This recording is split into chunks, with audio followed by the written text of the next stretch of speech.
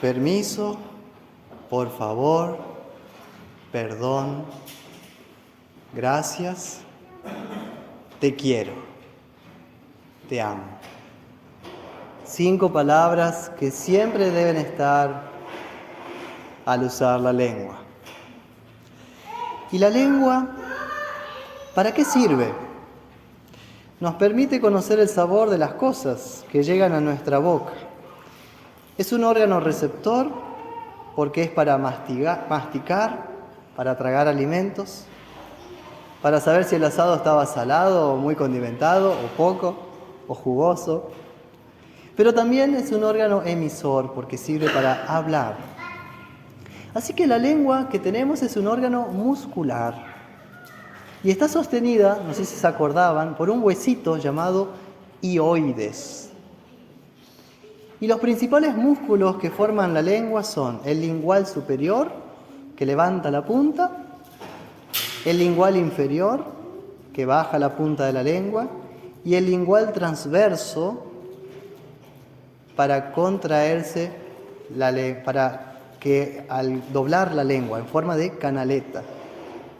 Toda la superficie de la lengua está recubierta por una piel especial que tiene las llamadas papilas gustativas. Estos son los verdaderos órganos receptores, órganos sensitivos que se distribuyen sobre toda la superficie de la lengua. Especialmente a los niños, ¿qué sabor les gustará? ¿Salado, amargo, dulce o agrio? Dulce, los dulces. Parece que toda su lengua es todo para detectar el dulce. Y en la Biblia la lengua también se describe como buena o mala o sabia. La lengua canta, la lengua habla. Y así como se puede decir cuando tengo algo dentro de la boca, que la boca contiene algo, así también, dice la Biblia, la maldad puede estar oculta debajo de la lengua. La tremenda influencia de las palabras para bien o para mal. Eso expresa de una forma admirable la epístola de Santiago, capítulo 3, atribuyéndole un poder a la lengua. Y debido a lo importante que es para la comunicación, Santiago advierte de los peligros del mal uso de la lengua en la iglesia, especialmente el cuidado que debe tener el que ha sido llamado para ser maestro en la iglesia, a quien se le ha confiado la enseñanza nada más y nada menos que de la palabra de Dios. Santiago, siendo pastor en la iglesia cristiana de Jerusalén, en la primera generación de cristianos, y también maestro, exhorta en el versículo 1, exhorta a los oyentes o lectores a no meterse así nomás como maestros de la palabra.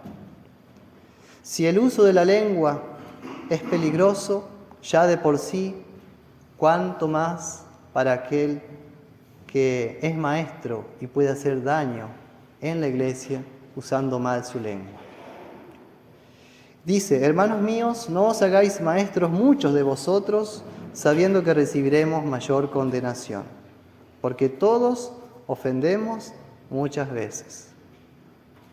Por eso siempre tenemos que decir: permiso, por favor, perdón, gracias y te quiero. Santiago enseña que todos los cristianos deben refrenar su lengua, pero principalmente los maestros de la palabra de Dios, para que ejerciten bien su ministerio docente mediante una lengua al servicio de Dios. Y por eso deben procurar palabras sabias, de prudencia, inspiradas. Y también que debe refrenar la ambición de querer erigirse como maestro de los demás solamente por un motivo de orgullo o de vanagloria personal. El oficio de enseñar la palabra de Dios es honorable, es digno, pero también está lleno de peligros por la dificultad que tengo yo de custodiar mi propia boca. Y si no, pensemos en casa, las discusiones, las peleas, a veces sin sentido. Palabras que lastiman, cuando podrían haber sido palabras de consuelo. Palabras que hacen llorar, cuando podría haberlas usado para consolar. Por lo tanto, soy el primero en pedir perdón. Por favor, gracias, permiso, te quiero.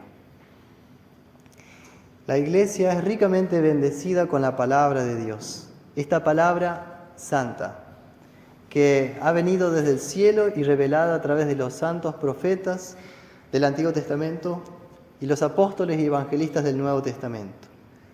Y hoy día Dios continúa bendiciendo a su Iglesia con nuevos maestros y pastores para que enseñen este don celestial, la palabra de verdad. Lamentablemente, son escasos los maestros y los pastores fieles, porque en el mundo suele abundar los falsos profetas.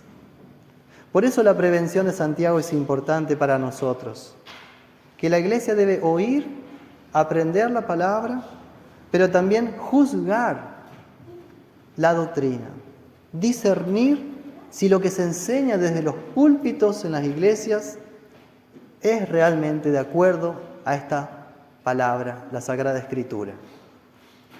Porque la enseñanza falsa puede destruir o afectar la fe de quienes están siendo enseñados. Porque los maestros hablan frecuentemente y lo hacen con autoridad. Pero ahí está también la oportunidad del diablo para aprovecharse de uno, para hablar incorrectamente, para beneficio de uno, o diciendo medias verdades y no toda la verdad. Es lo que dice Jesús: cada árbol se conoce por su fruto, pues no se cosechan higos de los espinos, ni de las zarzas se vendimian uvas. El hombre bueno, del buen tesoro de su corazón saca lo bueno, y el hombre malo, del mal tesoro de su corazón saca lo malo. Me gusta cómo termina.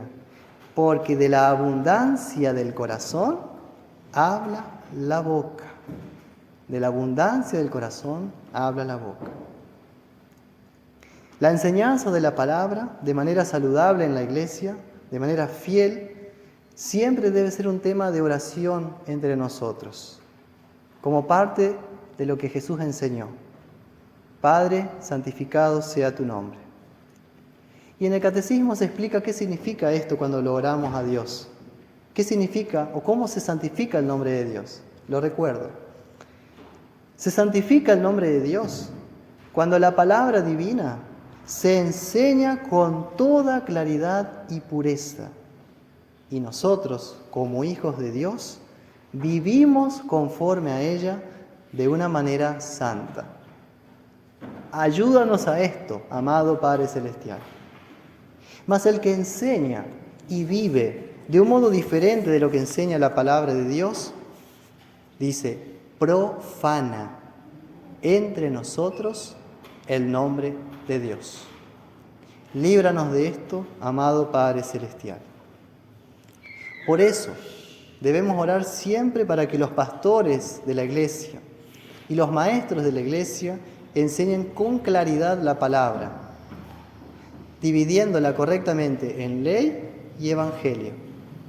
Porque la tendencia mía, de mi propia carne pecaminosa, es irme a los dos extremos, o ser muy legalista o ser muy permisivo, muy blando.